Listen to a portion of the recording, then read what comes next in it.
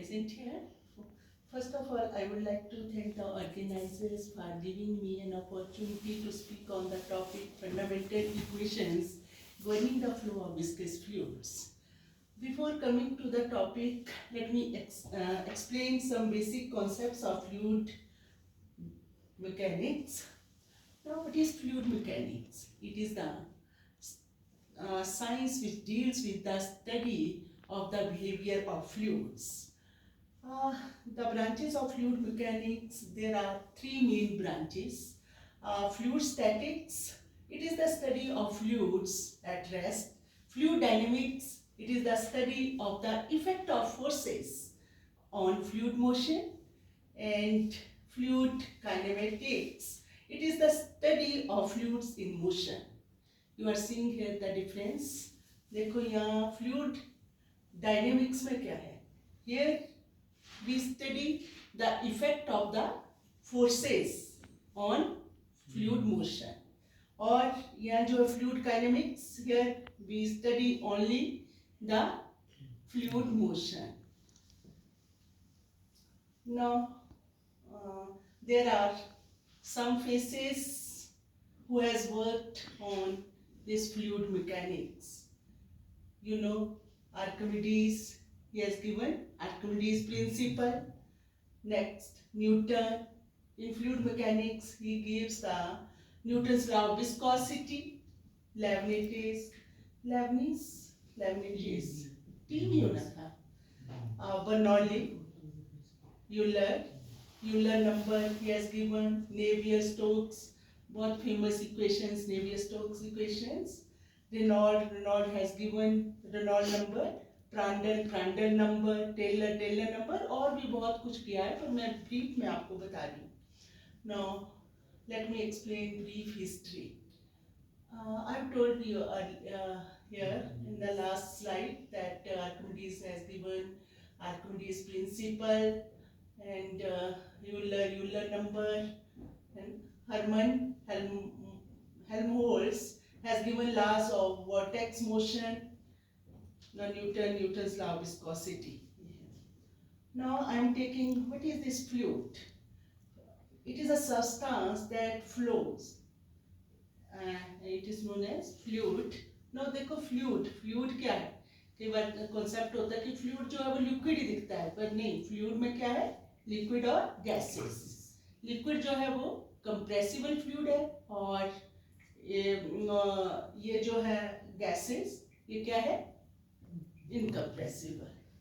Now liquid incompressible, gases compressible fluids. उल्टा कर दिया. Types of fluids, ये आ गई ideal fluid, real fluid, Newtonian, non-Newtonian and ideal plastic fluids.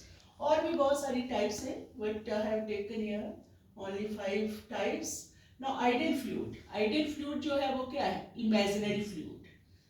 ये fluid nature में एग्जिस्ट नहीं करता है.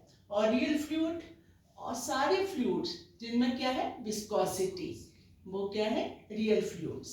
तो क्या है इसमें? Gases, water, oil. अभी मैंने बताया गैसेस, ये फ्लूइड कैसा फ्लूइड है? इट इज कंप्रेसिबल, कंप्रेस हो जाता है ना. और ये जो है वाटर, ये क्या है? इनकम्प्रेसिबल. जो भी लिक्विड होंगे वो इनकम्प्रेसिबल. किस मतलब अंडर सम सर्कमस्टांसेस ये भी गैस भी इनकम्प्रेसिबल में बदल जाता है, और ये भी ये हो जाता है, पर उसके लिए लगाना पड़ता है हमें प्रेशर, टेम्परेचर देख के करते हैं इसको. और now I am coming to this Newtonian fluid. In Newtonian fluid this shear stress, it is directly proportional to the rate of strain, right? shear strain जो है, shear stress directly proportional to this rate of shear strain. This is tau is equal to mu du by dy. और यहीं से आपको viscosity, coefficient of viscosity मिल जाएगा, that is equal to mu is equal to tau upon du by dy. ये क्या है वैसे? rate of shear strain क्या होता है? velocity gradient. और न्यूटोनियन फ्लूइड्स में कौन कौन से Newtonian fluid? Water, benzene, mineral oil. Not सारे ऑयल नहीं होंगे, mineral oils you can take. जिनमें थिकनेस कम होगी विस्कोसिटी का ना. Non-Newtonian fluid. Here, those fluid which don't obey the laws of viscosity means in which shear stress is not proportional to rate of shear strain. So those fluids are known as non-Newtonian fluids. जैसे plastic, ketchup, Honey, blood, toothpaste, ये सारे example जो है, jail वगैरह सारे जो है non Newtonian, और उसमें भी आ जाते हैं आइडियल प्लास्टिक फ्लूइड जो है नॉन न्यूटोनियन भी होते हैं ना, ऐसा नहीं है. फिर ideal plastic fluid, when the shear stress is proportional to the velocity gradient and stress is more than the yield value. मतलब shear stress, जैसे आप टूथपेस्ट को देखते हैं, आप थोड़ा सा भी दबाएंगे तब भी मतलब थोड़ा आएगा, पर इसमें shear stress ज्यादा लगानी पड़ेगी, स्ट्रेस तब थोड़ी चीज मतलब बाहर आएगी. ऐसे फ्लूइड जो होते हैं वो those are known as ideal plastic fluid. Now I am coming to some important types of flows. पहला ले रही हूँ laminar turbulent flow. Second one steady unsteady flow, uniform non-uniform flow, rotational irrotational flow and compressible incompressible flows. Laminar flow आप देख रहे हैं, see that picture. Laminar flow में क्या है, एक लेयर के ऊपर दूसरी लेयर है. तो the highly ordered fluid motion characterized by smooth layers of fluid, those are that is known as laminar flow. This flow में, और जब लैमिनार से टर्बुलेंट में जाते हैं तो वो क्या है, transitional flow, a flow that alternates between being laminar and turbulent. Next is turbulent flow. ये जिगजैग मोशन जो है फ्लूइड की, that is known as turbulent flow. Turbulent, जैसे नाले में बाढ़ आती है, फिर कैसा फ्लो होता है, टर्बुलेंट. बहुत प्रेशर से जो फ्लो जाएगा वो टर्बुलेंट. तो यही से आप लगा सकते हैं कि लैमिनार फ्लो कौन सा होगा, जिन फ्लूइड की क्या होगी, विस्कोसिटी ज्यादा है, राइट, और जिनका विस्कोसिटी कम होगी, तो फिर बाद थोड़ा सा भी प्रेशर देंगे तो फ्लूइड पूरी मोशन से चलेगा, तो वो जो होगा टर्बुलेंट. पर इसको हम कैरेक्टराइज करते हैं रेनॉल्ड नंबर से भी. रेनॉल्ड नंबर अगर 2000 तक है तो फ्लो जो है वो क्या होगा, लैमिनार फ्लो. जब 2000 टू 4000 तक होगा तो वो ट्रांजिशनल स्टेज होती है, लैमिनार से टर्बुलेंट. वो लैमिनार भी हो सकता है, टर्बुलेंट भी हो सकता है. पर 4000 है, 4000 से ऊपर है तो वो फ्लो जो है वो क्या है, टर्बुलेंट फ्लो. तो ऐसे हम इससे करते हैं. और होता क्या है रेनॉल्ड नंबर, ये जैसे velocity u L upon new kinematic viscosity. तो L जो है क्या है, वो जिसमें फ्लूइड फ्लो हो रहा है, वो भी डायमेंशन लेंथ, मतलब वो जो है डायमेंशन है, मतलब लेंथ है, पाइप की ले लो कुछ भी.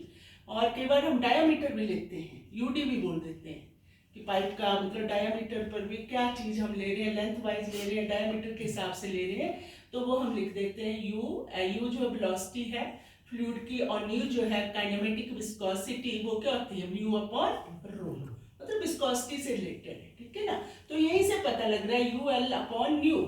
जैसे न्यू में क्या है, विस्कोसिटी, तो जैसे जैसे विस्कोसिटी ज्यादा होगी तो रेनॉल्ड नंबर क्या होगा, कम होगा.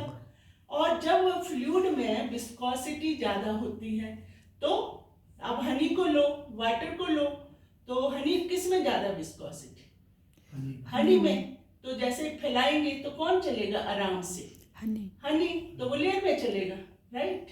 तो मेरा मतलब ये है कि ये रेनॉल्ड नंबर अगर आपका कम हुआ तो फ्लो जो है वो क्या होगा, laminar flow. Now I am coming to this steady और अनस्टेडी फ्लो. तो इन स्टेडी फ्लो में क्या है, इसमें जो वेलोसिटी है, प्रेशर है, डेंसिटी है, टेम्परेचर है, ये सारा का सारा जिस भी फ्लो में जब फ्लूइड फ्लो हो रहा है वो डिपेंड ना हो, जिसमें ये वेरिएबल जो है, आपको पता है जो फ्लूइड फ्लो हो रहा है तो उसमें क्या क्या चीजें हैं, कौन सी प्रॉपर्टी है, किस किस पे कंसंट्रेट करेंगे हम. उसकी वेलोसिटी देखते हैं, प्रेशर देखते हैं, टेम्परेचर देखते हैं, डेंसिटी देखते हैं, ठीक है. और फ्लूइड फ्लो हो रहा है पर वो टाइम पे नहीं है डिपेंडेंट। तो टाइम पे डिपेंडेंट नहीं है, इट मीन्स जब इंडिपेंडेंट है इसके, जब इसका derivative with respect to partial derivative लेंगे विद रिस्पेक्ट टू टी, तो वो क्या हो जाएगा? जीरो। तो ऐसे फ्लो जो है वो स्टेडी फ्लो है। और अनस्टेडी कहाँ जा रही है?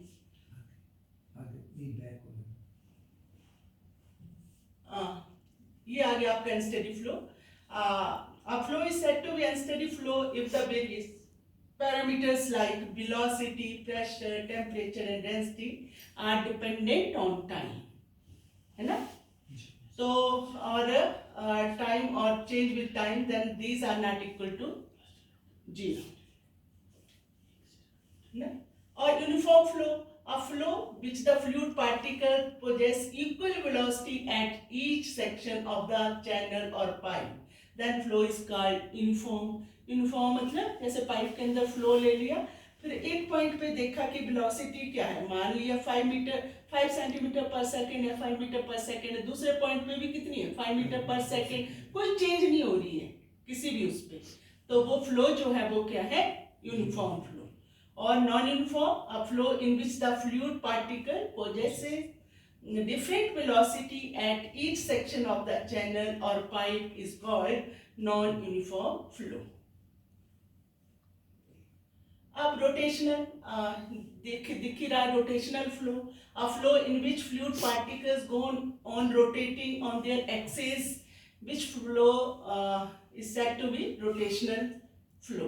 विच फ्लोइंग थोड़ा सा ना, हाँ, a flow in which fluid particles do not rotate about their own axis, that is said to be irrotational flow.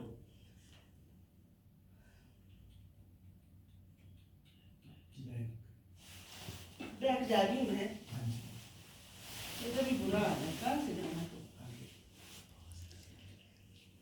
तो आगे जा रही हूँ अब।